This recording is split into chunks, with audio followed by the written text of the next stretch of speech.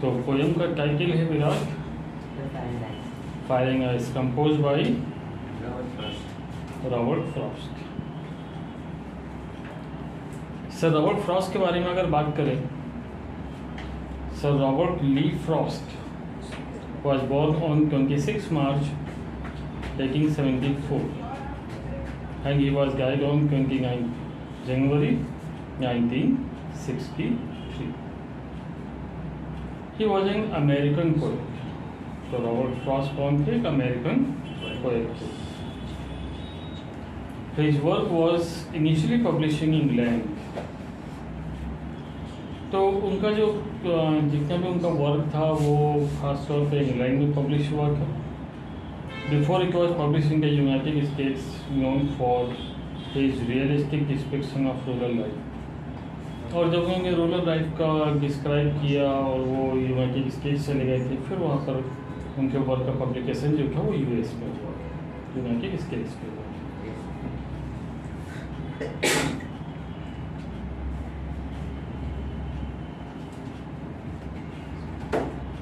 इस पोएम की अगर हम बात करें फायरिंग आइस के, इस पोएम में क्या बताया गया है, तो firing ice is a short poem by Robert Frost. तो फायरिंग आइस क्या है? एक शॉर्ट पोएम है जिसे रॉबर्ट फ्रॉस्ट ने लिखा। In this poem the poet refers to two predictions. इस पोएम में कवि ने बात करी है दो प्रेडिक्शंस, जो भविष्यवाणियों की है ना, प्रेडिक्शन भविष्यवाणी of how the world will end, इस संसार की समाप्ति कैसे कैसे ये संसार समाप्त होगा। सम से it will and in fire, कुछ लोग कहते हैं कि इसका अंत आग से होगा। वेरेज अदर से it will and in ice, जबकि कुछ लोग कहते हैं कि इसका समापन आइस यानी बर्फ के पिघलने से जो सैलाब आएगा उससे होगा, है ना। अभी आपने देखा था कि उत्तराखंड में एक ग्लेशियर्स के पिघलने से और वहाँ पर जो ग्लेशियर के पिघलने से जो एक झील बनी थी उसके फटने से खीर गंगा नाम की वहाँ पर नदी है, उसमें बहुत ज़्यादा पानी आ गया था और उसने पूरे के पूरे वहाँ पर जो गांव के बसे लोग उनको पूरा का पूरा बहा ले गए और काफ़ी लोग उसमें मारे गए, है ना।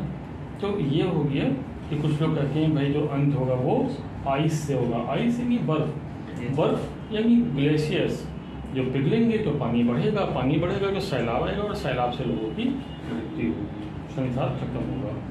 पहले भी जो धरती पर प्रलय आया है वो पानी से ही लोगों का अंत हुआ है ना। तो कुछ लोग ऐसा मानते हैं। According to the poet fire stands for desires, grid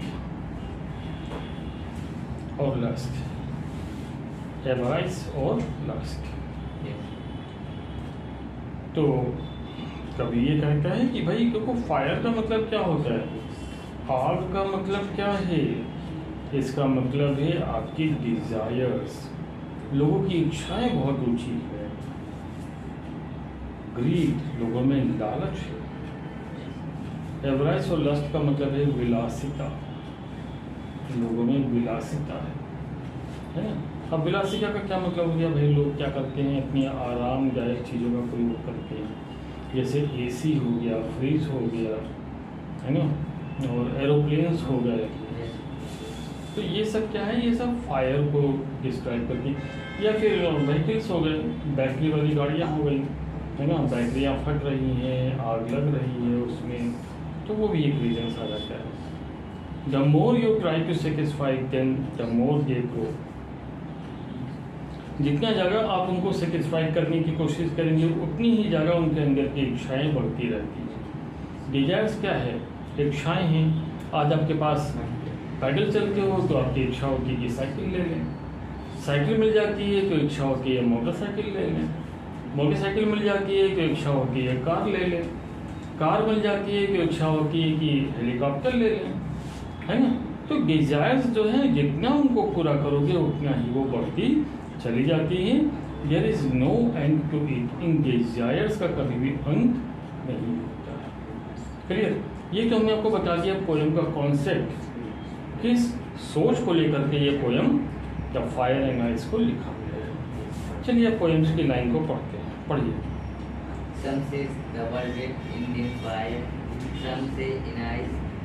From what I tasted of desire, I hold with those who favor fire. सम से कुछ लोग कहते हैं the world will and in fire, इस संसार का अंत आग से होगा। कुछ लोग कहते हैं कि संसार का अंत आग से होगा। सम से इन आइस, कुछ लोग कहते हैं कि संसार का अंत ग्लेशियर्स के, बर्फ के पिघलने से जो पानी का सैलाब आएगा उससे होगा। From what I have tasted of desire, और कभी कहता है कि मुझे लगता है ये जो डिजायर है, इच्छा है, ये आग के समान है। कभी कहता है कि जो इच्छा है वो आग के समान है। I hold with those who favour fire, और मैं उन लोगों को सपोर्ट करता हूँ जो ये कहते हैं कि संसार का अंत आग से होगा, है ना। आग मतलब हो गया, कभी कहना चाहते हैं आग का मतलब है डिजायर्स, इच्छाएं। लोगों की इच्छाएं खत्म नहीं होंगी और यही संसार के अंत का कारण बनेगा। क्लियर हो गया? सेकंड पैराग्राफ पढ़िए। But if it had to perish twist, I think I know enough of hate to say that for distraction eyes is also great and would suffice. But it had to perish twice. कभी कहता है, Paris का मतलब होता है die, मरना। Yes. कभी कहता है अगर मुझे 2 बार मरने का मौका मिला, I think I know enough of hate, तो मुझे लगता है कि जो हेट है, घृणा, नफरत, वो प्रतीक है टू से फॉर डिस्ट्रक्शन आइस, आइस नहीं बर्फ का, तो ये प्रतीक है बर्फ का, अर्थात घृणा के कारण भी संसार का अंत हो सकता है। इज आल्सो ग्रेट, क्योंकि घृणा भी जो होती है वो बहुत ही हानिकारक होती है। एंड गुड सफाइस, और सफाइस मतलब पर्याप्त, सफिशिएंट, और ये भी संसार का अंत करने के लिए पर्याप्त है। क्लियर होगी? तो ये पूरी पोएम हमने आपको समझा दी है। क्या पोएम समझ में आ गई है? Yes, sir. आ गई है। तो अब इसकी एक्सरसाइज आपको खत्म करनी है। सबसे पहले आपको एमसीक्यूज इसके सुना, ये रखे एमसीक्यूज आपकी बुक में, चेक करो। Yes, sir. Great. देख डालिए, लर्न करिए और सुनाइए।